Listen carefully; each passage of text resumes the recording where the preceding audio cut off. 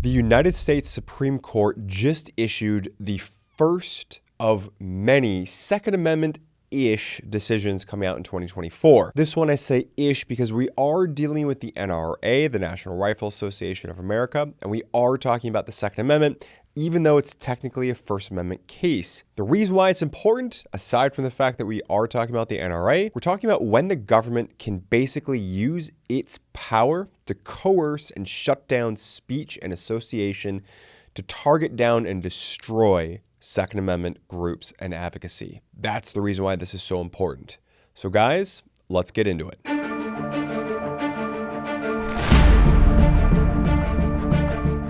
So in a sweeping, unanimous decision authored by noted right-wing pundit, Justice Sonia Sotomayor, the justices agreed unanimously, gotta emphasize that, 9-0, that the NRA had made out a case that Maria Vullo, that was the head or the superintendent of New York's Department of Financial Services, so that's a regulatory body that regulates insurance companies and other entities, that Ms. Vullo had gone too far in her efforts to get companies and banks to cut ties with the NRA, crossing over the line from efforts to persuade, which is legal, even as a government agent, into instead attempts to coerce, which are not legal. There's a couple different starting off points. I'm going to take the 2018 one. Just understand that if you do want to know more, let me know in the comment field below, because actually this does deal with, in part, how the NRA Carry Guard, that's the NRA's carry insurance policy that they used to have,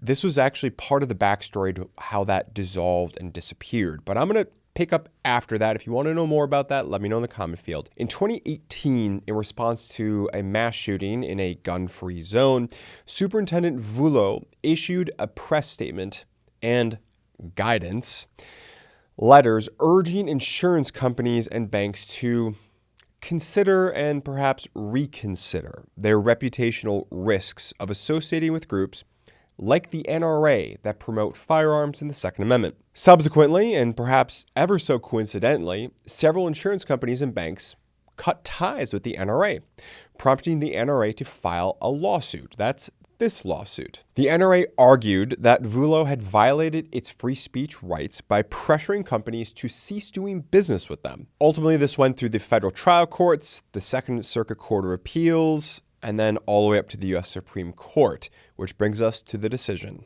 The entire decision can be boiled down to this one quote from page 2. Quote, "While a government official can share her views freely and criticize particular beliefs in the hopes of persuading others, she may not use the power of her office to punish or suppress disfavored expression." End quote. So the trick now is, how do you distinguish between those two events when a government official is trying to persuade versus trying to coerce from fear of government punishment and retribution? Enter the United States Supreme Court decision coming out of 1963 called Bantam Book Incorporated versus Sullivan. Now, the court in Bantam Books basically explored this exact question by pursuing the distinctions between acceptable attempts to persuade and unacceptable attempts to coerce. In the case, you have a state commission, that's Bantam Books. So Bantam Books is basically the government. And Bantam Books was accused of effectively blacklisting certain publications, even though it technically lacked the power to apply formal legal sanctions.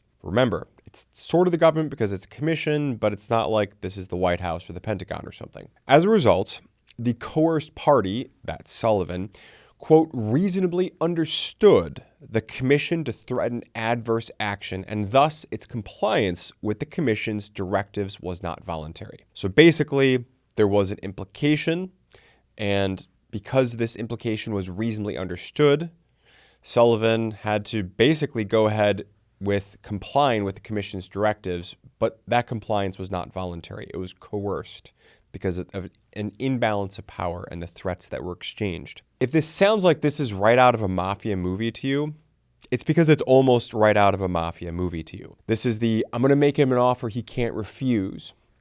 Or for those of you who maybe are not into mafia movies, but you are into more recent TV shows, how about the "It's Always Sunny in Philadelphia" line? Because of the implication, right? As always, thank you for joining us in this video here today. If you've made it this far, Appreciate that like button click. You just caught us browsing through. It's your first time. Welcome. Thanks for checking us out. Don't forget to hit that subscribe button, all the YouTube things. And let me know in the comment field down below. Was this coercive speech? Did the Supreme Court get this right? Or were they wrong? And did the Second Circuit Court of Appeals in New York State get this right? In that, hey, this wasn't coercive at all. This is absolutely fine. I think you know which side I fall on. Now back to the video. Okay, so you have the principle, but how does it work? Well, in order to make a claim that the government violated the First Amendment through coercion of a third party, so like a government entity, for instance, Vullo in this case, the superintendent. Because keep in mind, the government as this abstract entity it's fundamentally just people, just like a business. A plaintiff must plausibly allege conduct that, when viewed in context of everything that's going on, could be reasonably understood to convey a threat of adverse government action in order to punish or to suppress speech. That's from the Supreme Court case in both Bantam books, as well as cited to here in NRA versus the Vullo case. To reach this conclusion, courts are to look at a handful of factors, as Justice Gorsuch emphasized in his concurring opinion, that are to be viewed as guideposts, not all-encompassing this is it. Some of these guideposts are to specifically include whether or not things like the speaker's authority, the speaker's communications, and the coerced party's reaction to the communications all has the look and smell and feel and taste of coercion. So here we have a superintendent of a major regulatory body in New York, that's Vullo, who had direct regulatory and enforcement authority over all insurance companies and financial service institutions doing business in New York. Now, keep in mind, that means that even if they aren't headquartered in New York, most of these financial service corporations and institutions, they do business in New York, which effectively gives her the power to initiate investigations, refer cases for prosecution, make notice of civil charges, and enter into consent decrees. There's something for you. Against virtually all financial service institutions across the United States. So, yeah, kind of a big deal person in kind of a big deal spot who can do kind of a big deal lot of things. Now, Vullo also told a company's executives that she would, quote, focus, end quote, her enforcement actions solely on the organizations with ties to the NRA and ignore other syndicates writing similar policies. So in other words, if you did business with the NRA, let's say you're an insurance company and you wrote a policy with them, she would be focusing solely on you because you did business with the NRA, not because you're writing certain policies like that, okay? Because again, she wouldn't be looking at similar policies if they had nothing to do with companies like the NRA and pro-Second Amendment groups. She would only look at ones that had to do with the NRA. Does that not sound like every mafia mobster movie you've ever heard of before? Hey, don't do this or this is going to happen to you. And we're not talking about following the law of don't speed or you're going to get arrested, right? They're going to be solely focusing all these things on you, which even means that if they're absolutely free and cleared, think about the hundreds of thousands, perhaps millions of dollars of trying to deal with these regulatory enforcers, investigators, attorneys, and so forth. So this is basically saying, even if we find nothing, you can beat the rap, but you can't beat the ride. From the Supreme Court characterizing this, and the company's name that she was targeting was named Lloyd's. Quote, the message was loud and clear.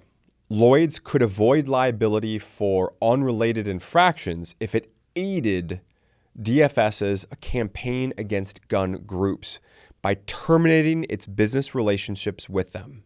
Wow. Not very subtle. Pretty clear, right?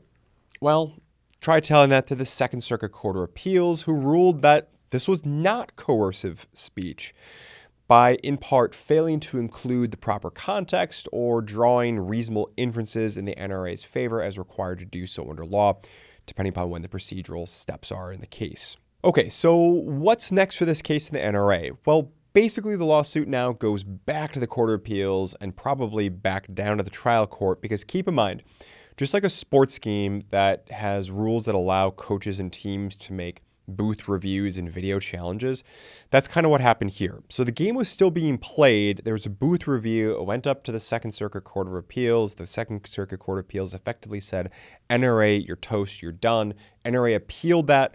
Now we're going back. So the game was never finished. It's not like the game finished and then we do the booth review. We did the booth review early in the game.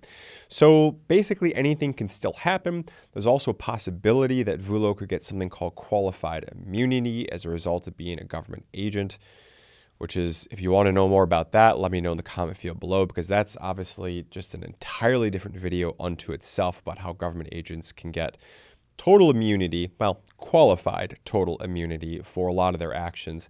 The link to the case is in the description box below.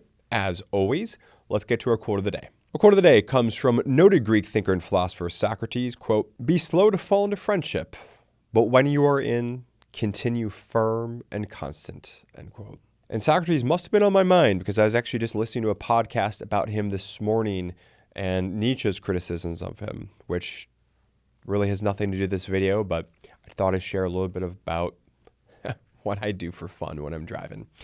So I hope you all have a good weekend. I will look forward to reading your comments and discussions as always in the comment field below, and I'll see you in the next one. Thanks for sticking around to the end of the video. If you enjoyed this one, please feel free to check out some of our other great content, and we'll see you in the next one.